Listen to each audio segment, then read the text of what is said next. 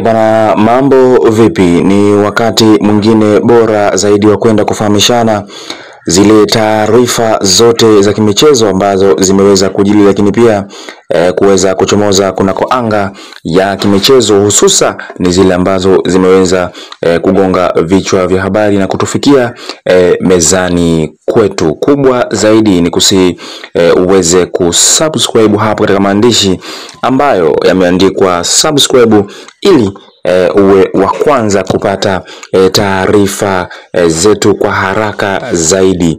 Karibu bana. Taarifa kubwa ambayo hii leo ninakwenda kukusogezea ni kutoka katika klabu ya Wekundu wa Msimbazi Simba, ambako huko kuna taarifa si nzuri kwa namna moja ama nyingine.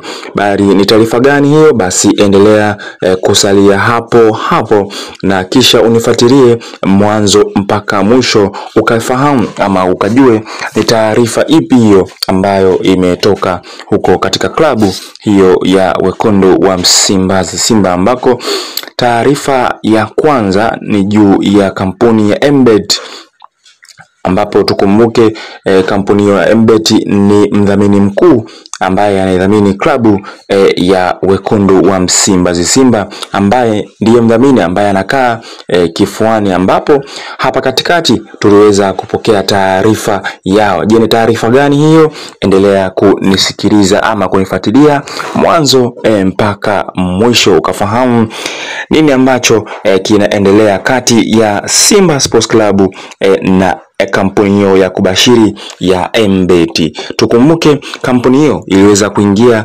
mkataba na Simba takribani bilioni 26.1 kudhamini klabu hiyo kwa miaka 5, na hivi sasa klabu hiyo ama kampuni hiyo ya MBet hapo juzi iliweza kwa taarifa ambazo zimeweza kutufikia ni kwamba kampuni ya MBet inafikiria kusitisha mkataba na klabu hiyo ya Wekundu wa Msimbazi Simba, ingawa kwa taarifa zingine rasmi kabisa inasema kuwa baada ya kampuni hiyo kufikiria kung'atuka kunako klabu hiyo ya Wekundu wa Msimbazi Simba, basi kuna kampuni mojawapo kubwa zaidi ya kubashiri inakuja kuchukua nafasi hiyo ya MBet. Na kampuni hiyo, kwa taarifa ambazo nimeweza kuzipokea, taarifa ni kwamba inasema kuwa inaweka kiasi kikubwa zaidi kuliko kile ambacho ameweza kukiweka MBet ndani ya klabu hiyo ya Wekundu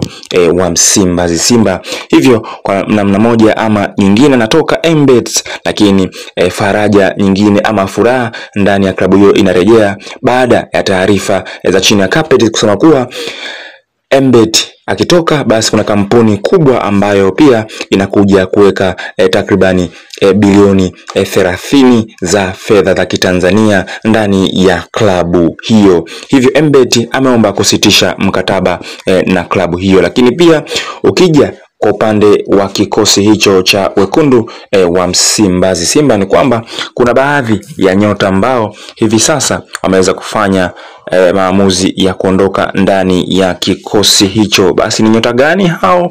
Twende moja kwa moja ukafahamu ni nyota gani hao ambao wameamua kufanya maamuzi ya kuondoka ndani ya kikosi hicho. Na moja ya mchezaji ambaye mpaka hivi sasa anahusishwa kuondoka ndani ya klabu hiyo ni Fabrice Luamba Ngoma, ambapo tukumbuke baada ya msimu huu kuisha mkataba wake utakuwa umemalizika ndani ya kikosi hicho, na mpaka hivi sasa bado hakuna maelewano ama maelewano kamili ama makubaliano kamili ambayo yanahusisha klabu hiyo ya Wekundu wa Msimbazi Simba na Fabrice Luamba Ngoma kuweza kuongeza mkataba mpya ndani ya kikosi hicho. Na tukumbuke Fabrice Luamba Ngoma anahitajika na timu kutoka pale nchini Libya, Al Ittihad, ambako tuliweza kumshuhudia Jean Tospareke aliweza kucheza kwa misimu ya nyuma. Hivyo Fabrice Luamba Ngoma ameweza kupata ofa nono ndani ya klabu ya Al Ittihad ya pale nchini Libya. Lakini pia mchezaji mwingine ambaye anawindwa kwa ukaribu zaidi endapo dili lake litaweza kufanikiwa ni Chamu, beki wa katikati, ambaye kwa taarifa tulizopokea ni kwamba ameweza kupokea ofa kutoka pale Wydad Casablanca ya pale nchini Morocco, wakihitaji huduma yake ndani ya kikosi hicho, na Chamu ameonyesha nia ya kuhitaji kwenda katika klabu hiyo, kwani tukumbuke klabu hiyo ni klabu kubwa zaidi hapa barani Afrika. Hivyo Chamu ambaye ni beki wa kati ameonyesha nia ya kuhitaji kuondoka ndani ya kikosi hicho. Lakini pia ukija kwa upande wa mwalimu Fadlu Davis ambaye naye pia ameweza kupokea ofa nono kutoka katika klabu ya pale Afrika ya Kusini, ambapo ndiye makazi ya nchi yake, ambapo hapa nazungumzia timu ya Orlando Pirates, ambapo timu hiyo hivi sasa haina kocha wake mkuu baada ya kumshuhudia Livelo kuondoka na kwenda kujiunga na klabu ya National Ahli ya pale nchini Misri. Bana, hizo ndizo taarifa ambazo hii leo nimeamua ni kusogezee wewe mwanafamilia wa michezo unanifuatilia kwa wakati huu kutoka ndani ya klabu ya wekundu wa Msimbazi Simba, juu ya taarifa ya kampuni ya inayodhamini klabu hiyo Mbet, lakini pia baadhi ya nyota ambao wanaondoka ndani ya kikosi hicho baada ya msimu huu kumalizika. Bana, yapi maoni yako juu ya taarifa hii? Lakini usisahau kusubscribe channel yetu. Hadi wakati mwingine, bye bye.